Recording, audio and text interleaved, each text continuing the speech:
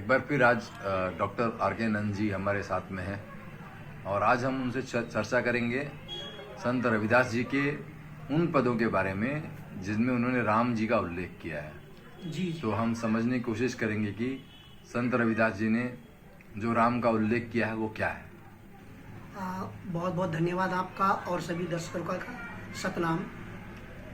रविदास जी ने जो राम का जिक्र किया है वो राम जो रहस्यात्मक रूप से सृष्टि के हर कण में रमा हुआ है वह राम है। जो अपने ऐदरस हाथों से सबके कार्य को संवारता है वह राम है।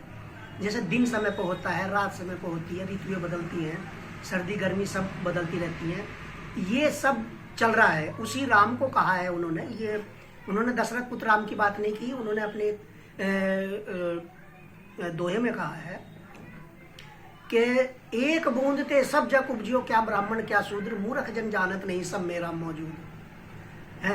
अब उन्होंने जो है इस भ्रम को हटाने के लिए उन्होंने फिर अगला दोहा कहा है, रविदास हमारे राम जी दशरथ सुत नाही, हमरे राम हम यू रम रहे विश्व कुटुंब समाई। यानी कि हमारे दशरथ के पुत्र राम हमारे राम नहीं है, हमारे राम तो वो हैं जो हर घट में बस रहे हैं, हर जर्रे जर्रे में आकसार हो रहे हैं, हमारे राम वो हैं। और एक बूंद से सब जग उपजो, क्या ब्राह्मण क्या शूद्र, मूर्ख जानत नहीं सब में राम मौजूद। एक बूंद से ही, रज की एक बूंद से ही और यानी कि धातु की वीर्य की एक बूंद से ही मनुष्य का जन्म होता है। सबका जन्म इसी प्रकार से हुआ है, वो उनके राम है।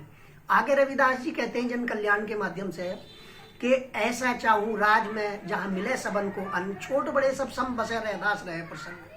यानी कि जहां सब समान है और जहां कुछ उनकी जरूरत की चीजें सबके लिए खुली हो, मैं ऐसे राज की बात करता हूं, मैं ऐसे देश की कामना करता हूं। ये रविदास जी का मूल शिक्षा थी और उनकी शिक्षा भी यही थी कि ऐसा चाहूं राज में सबको समान दृष्टि का मतलब ये है, समान समता की दृष्टि होनी चाहिए मनुष्य में, क्योंकि ये दृष्टि मनुष्य ही कर सकता है, पशुओं में तो इस तरह का वो नहीं है, लेकिन पशुओं में भी बहुत समान वो है। ऐसा चाहूं राज में जहां मिले सबन को अन्न, यानी कि जहां समानता हो, जहां प्रेम की भावना हो, जहां मैत्रीवत व्यवहार हो है और जहां करुणा हो, सब पर एक दूसरे के दर्द को समझने की आदमी के अंदर शक्ति होनी चाहिए।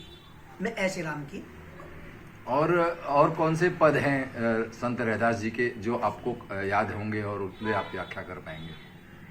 उन्होंने तो जात पात के ऊपर भी कहा है ये बातें कि जाति जो है ये एक ऐसी चीज है, ये कभी जाति नहीं है।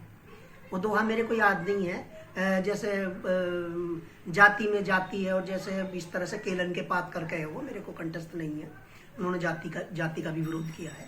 ये जाति क्या है, हमें इदारों में खड़ी करती है, जातिवाद इदारों में खड़ी करती है और इदारे जो है ये जो है एकता को नहीं बनने देते।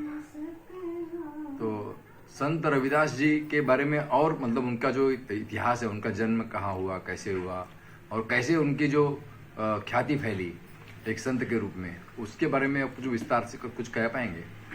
हाँ, मैंने जहाँ तक पढ़ा है उनके बारे में कि उनके जन्म के बारे में, उनका जन्म लोक कथाओं में तो है कि उनका जन्म काशी में हुआ, लेकिन कुछ जो है इतिहासकार काशी में नहीं बताते उनका जन्म पूरी तरह से। उनकी इसके बारे में अभी जो है रहस्य बना हुआ है, अभी पूरी गुत्थी सुलझी नहीं है वो।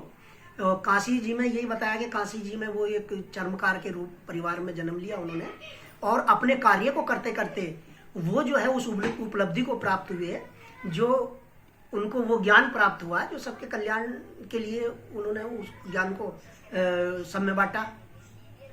ठीक है, तो धन्यवाद आपका कि आपने संत रविदास जी के ऊपर ये प्रकाश डाला।